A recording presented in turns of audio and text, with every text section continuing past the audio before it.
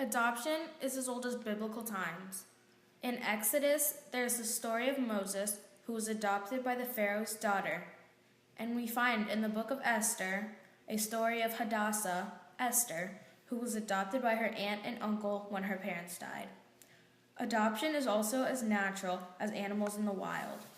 Not only do wild animals sometimes adopt their own, it's been known for one species to adopt and care for another and raise them like their own. It's no surprise people are still willingly and eagerly adopting today. Adoption as we know it was not legally recognized in the United States until the 1850s, when the first adoption statute was created and laws were passed in Massachusetts that recognized adoption as a social and legal process based on a child's welfare rather than adult interests. The transfer of children to substitute parents in America has occurred informally since as far back as American colonial times. During the early years of American society, no formal procedures existed for the recording of births or name changes. Very often, adoption placements were economically motivated. Farm families needed child labor. Often, families were unable to support or care for their children, gave them to other families, or abandoned them, and charities found them homes. This situation led to the use of the orphan trains between 1854 and 1929.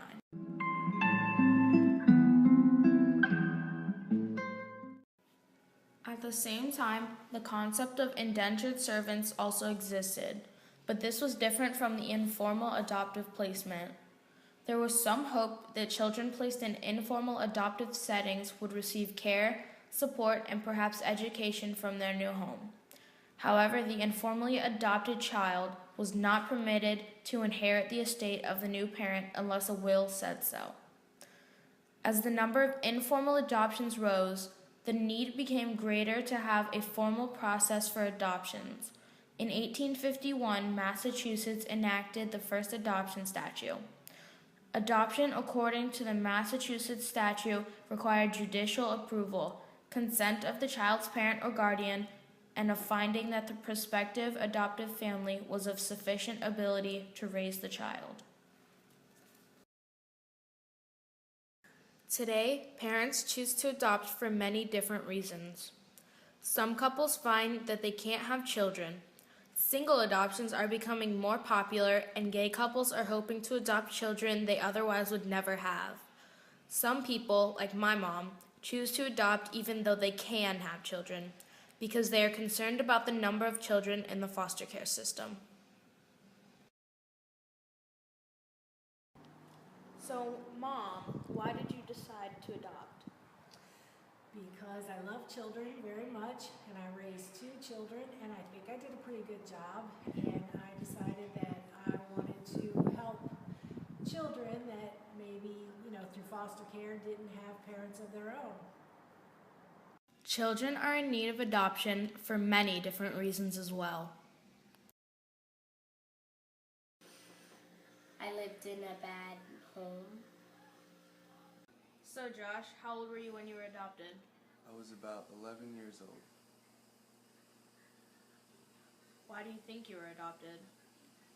Because at the time, the household I was in was into heavy drugs, and that's actually illegal, so they had to take course on that.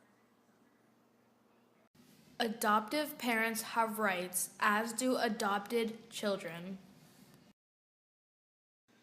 Now that you have been adopted, do you think you have any rights? I have the rights to the new family and inheriting things. Rights to be loved and to be treated like family. What do you feel your rights are as an adoptive parent? As an adoptive parent, my rights are, I get to adopt these children. First of all, that's a right to be able to adopt in the first place. And I get to keep them forever, like my own children. I, have all the same rights that any parent has to their children. I get to make all the decisions about how to raise them, their medical care, whether or not to teach them to be religious, not religious, what form of discipline I use. And along with rights come responsibilities. Let's hear what some adopted children and their parents feel are their responsibilities.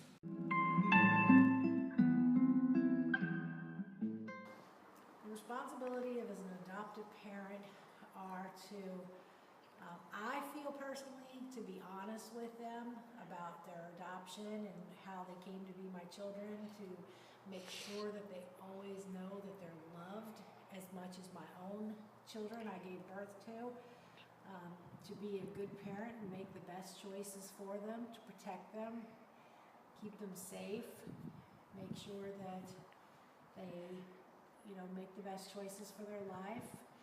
Similar to the responsibilities, that I have towards my own children, but, a little bit more because they are adopted, to be open and honest with them about how much I love them and make sure. So, do you think you have any responsibilities? Just any normal responsibilities any other kid would have. Listening to your parents, doing the right thing, and just following the rules. Do you think you have any responsibilities? Responsibilities to take care of myself and to be a good part of my family.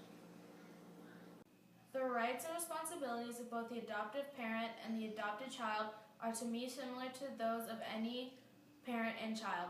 In my family, the adopted children are loved, supported, and treated exactly like the children born into the family. Adoption can be wonderful for both the child who finds himself in need of a good home and loving family and the parents who want a child to love. I chose to do my project on adoption because I'm adopted, and being adopted is the best thing that has ever happened to me.